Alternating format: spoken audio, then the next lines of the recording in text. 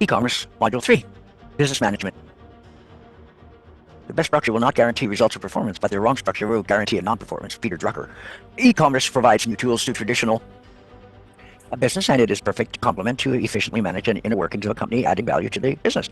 It is a different model of trade, both when buying, selling, and requesting a service, and it develops much faster than traditional business. However, to ensure its successful implementation, we should be prepared to satisfy demand quickly and adapt to the market changes. Business that fails in their attempt to adapt to electronic commerce repeat the same mistakes: absence of added value, poor management, marketing problems, inefficient communications in the company's market, or deficiency in logistics and distribution. These mistakes should be taken into account since they may prevent a company from achieving its objectives. Evolution of business e-commerce. Over the past few years, computer developments have been great achievements when it comes to managing a company, databases, spreadsheets, orders, or stock control, were some of the first changes that almost every business uses them. Today, progress is increasing in the terms of business management. Transactions are much faster, storage problems are avoided, infrastructure costs are reduced, information circulates much faster, distance are reduced, and interaction with customers is more efficient and direct. Large and small companies already use e-commerce either to control all transactions or only for certain areas. The truth is that regardless of size, any business can take advantage of electronic commerce. 3.1 Areas of business management. The different sections of the company that have evolved the most with the arrival of electronic commerce will be analyzed. Digital marketing techniques, customer service, security in transactions, forms of payment, or logistics and distribution. New technologies require qualified professionals to understand how the market develops and to achieve or adapt to their needs. That is why the human resource departments require highly qualified personnel in new technology. On the other hand, in the online shopping section, personnel costs can be reduced since a large part of the transactions are carried out without the need of personnel. The Department of Orders and Warehouse have been also affected due to the immediacy of e-commerce, and thanks to the transmission of files and emails, order management times have been reduced. In addition, there are software and specialized companies that can be very helpful in dealing with the different sections of the company and providing integral solutions to manage them. 3.2 E-commerce between businesses, B2B.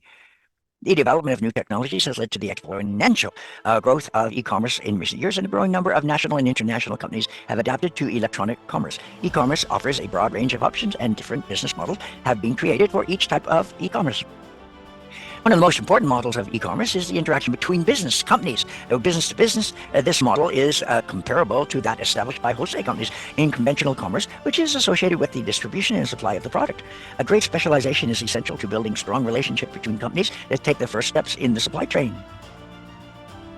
B2B markets. Companies in the B2B model have several functions. They can adapt as supplier companies offering their services to final buyers directly. They can also do it indirectly through electronic markets, e-markets, or websites. They can act as purchasing companies. They obtain products and services from suppliers through e-market applications, electronic purchase applications, or enterprise resource planning systems. The latter are business information systems that integrate the business part related to the production and the direct distribution operations of a company. And they can also act as intermediaries. They create virtual markets when they connect suppliers with buyers to facilitate market expansion. E-market makers. Depending on the function of each company, their business objectives will be different. The priority of purchasing companies and intermediaries is to obtain a high number of associates and participants, obtain large profits that provide liquidity for the company, and generate the highest volume of sales and business.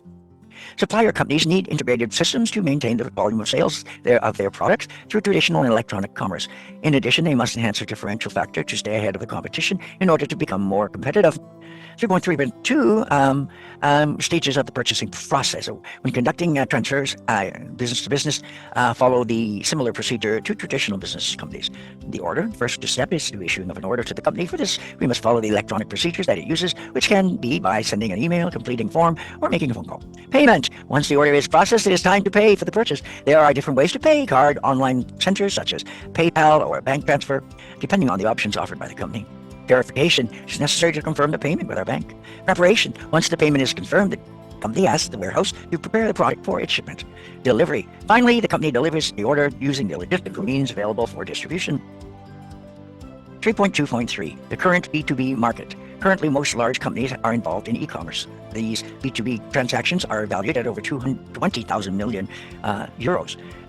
Companies use all the tools provided by e-commerce to establish new business forms. They can obtain information about their value chain and their business management into a more global way, since electronic commerce covers all the steps of a purchasing process.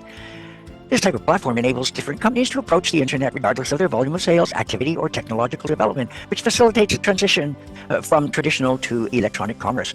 American Express or the pharmaceutical company Parexel are good examples of companies that offer services to other companies. B2B services. Companies offer specific solutions for certain areas, such as the virtual market, negotiation, procurement, or consulting.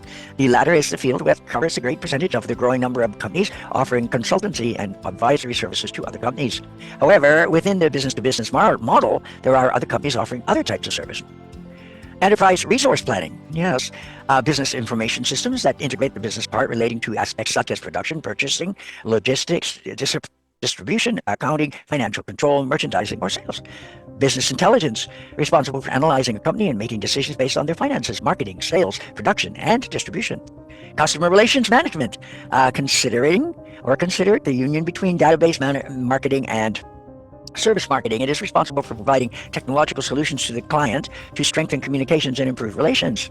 Partner relationship management, similar to CRM management, but the strategy tries to strengthen the relationship only with partners. Data warehouse, a data warehouse for e-commerce companies. Electronic data exchange, transmission of data between companies through electronic means. Computer telephony integration, technological system for the interaction between a computer and a telephone call. Taking into account all these services offered by their business-to-business companies, and by making smart use of e-commerce, a company could meet their needs and increase the number of customers or suppliers, increase the turnover, and reduce costs. E-commerce between business and customer. Online businesses and new models of electronic commerce have led to the international growth of e-commerce in recent years. The best known model is that of interaction between business and consumer. Business to customer, if you like, since it deals with the end user directly. Retailers use this model. It is a more accessible model since the customer only needs an internet connection to access the company's website and purchase. The fact that it does not need complex platforms, internet, or technological barriers means that its use is simple and more efficient. The technological needs of the selling company are similar to those available to B2B businesses commerce. A page showing the product for sale, a procedure, form, or a shopping cart, or order, a payment option to buy its item, and a subsequent bank verification, the order to the warehouse, and the final delivery. Business to consumer. As with B2B, business to consumer companies can also have different functions. They can act as supplier companies offering their services directly to final buyers. They can also do it indirectly through electronic marketing, e-markets, or websites. They can act as intermediaries, creating virtual markets and connecting suppliers with buyers. The function of the intermediary is to add value to the product and provide users with an easy way to purchase the product. Websites that sell agency travel packages are a good example. Although the volume of economic transactions between business-to-business companies is much larger, business-to-consumer companies can have a large number of daily sales, especially in its virtual shop format. Virtual shops try to resemble traditional shops and consist of the same elements: a showcase with products, forms of payment, financing, promotions, etc. According to the surveys, the products in highest demand via e-commerce are accommodation and vacation package, tickets for shows, computer software, and sports equipment. Amazon, eBay, or Groupon can be highlighted among the leading companies of this type. Ticketing. Ticketing is one of the fastest growing services in business to consumer. It is a sales system that for shows that allows customers to buy tickets comfortably from home. Each ticket has an encrypted barcode or QR code to be exchanged at the box office. These tickets are usually obtained through digital channels, but ticketing can also be accessed to the more traditional channels such as ticket offices, stores, or department stores.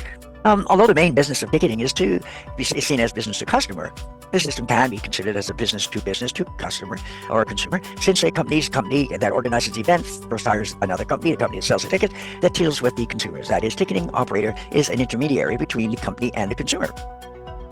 Business management. SWOT analysis. The SWOT analysis is a technique used to identify strengths, weaknesses, opportunities, and threats related to the business competition or project planning. It is intended to specify the objectives of the business venture or project and identify the internal and external factors that are favorable or unfavorable to achieving those objectives. Strengths describe what the organization excels at and separates it from the competition, and weaknesses describes the elements that stop an organization from performing at an optimal level.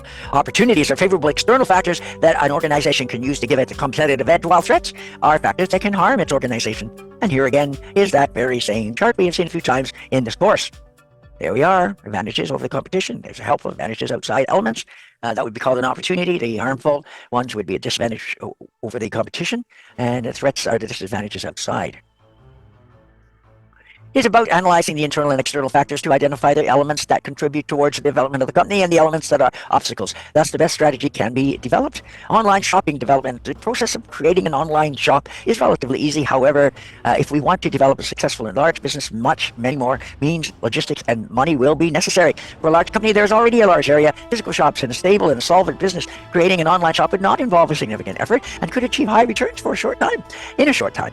By contrast, small companies would need to make a much bigger investment or effort and should be careful when setting targets. However, if their expectations are realistic and follow an appropriate roadmap, they can get the most out of their online shops. So before creating an online shop, we must be clear about our market, and if we already have a physical shop, we must know which parts of the business we want to take to the web. Once we are clear about that, the next step is to define the content structure and to look for an attractive design. There are different websites that offer these services. They can be very useful in helping us create our shop, and there are even services and consultants that can fully develop an online shop from creation to maintenance, integral solutions, and updating. Okay, among all the platforms available, Shopify is worth mentioning. It has a low monthly cost, a very intuitive interface, many customizable templates, and good forums and system to optimize web positioning. We also find other free alternatives such as Joomla or PrestaShop that have a simple design but with many options and functionalities. They are the essential steps to creating an online shop. Create a website to host a business, set up the visual format of the website, and the online catalogs to display the products and services with their price, establish a payment system by card, PayPal, forms, etc., and specify the shipping method. Depending on the number of products, a search engine can be added to facilitate navigation. Products can also be classified by categories, include promotions and offers to encourage purchase. Some more requirements can be added depending on the business ambition. Apply the CRM systems. As previously mentioned, this method has service markets based on databases in an online shop. It can display useful information on products related to the customer search while he or she is on the website. Add the shopping cart function so that the user can easily and quickly see the selected items, their price, and their total.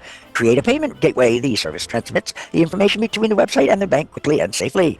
Set up a secure sockets layer SSL and an encrypted database. It is a protocol that allows transmitting information in a more reliable way, protecting the customer's data and guaranteeing the security of the process. Creating a tracking system for orders. In this way, the customer can check and status of their order. Now design a strategy. The following aspects should be taken into account to develop an e-commerce strategy. Name of the URL. It should be appealing, easy to remember, and related to the business. Design a structure that is easy to navigate and adapted to the type of customer. It should also have a complete catalog of products. Develop a marketing plan aimed at the potential audience. The target audience can be segmented in different ways. Improve web positioning so that search engines can easily find the store. Make the customer feel safe on our website. Guarantee reliability, security protocol. Ensure refunds and offer different payment methods. Analyze the performance of the business constantly to upgrade, and it improves on the weak points and strengthens its virtues. Structure. In terms of business management, the logistic structure of the store can also be taken into account. In this regard, two realities should be considered: centralized inventory and drop shipping. These organizational structures will now be briefly addressed in order to compare the advantages and disadvantages of both. Centralized inventory. Centralized inventory is a very common method for online companies to use for e-commerce. E-commerce has a face on the website that allows customers to use order products. Primary company activity takes place at the centralized inventory location where the products are gathered and shipped based on orders. Amazon.com, among others, has made use of this strategy in e-commerce. The main advantage of centralized inventory allows gathering goods from different suppliers where facilitates deliveries. Products are only sold when they are in the warehouse, which guarantees a fast delivery. It allows controlling of the stock as well as all the procedures related to the preparation of the order. Allows the company to optimize the cost of preparation of suppliers by grouping orders and optimizing transport costs. The central warehouse is usually located at a strategic point at a relatively close distance to the potential customers, so the distance to the end customer is usually smaller than the distance from suppliers. This allows the company to control the whole process of returns. In addition to these advantages, it is also interesting to learn of the potential problems and inconveniences of this type of organizational structure. A physical warehouse entails high costs not only for the facility, but also for the costs related to the goods handling, such as loading and unloading, storage, and order preparation.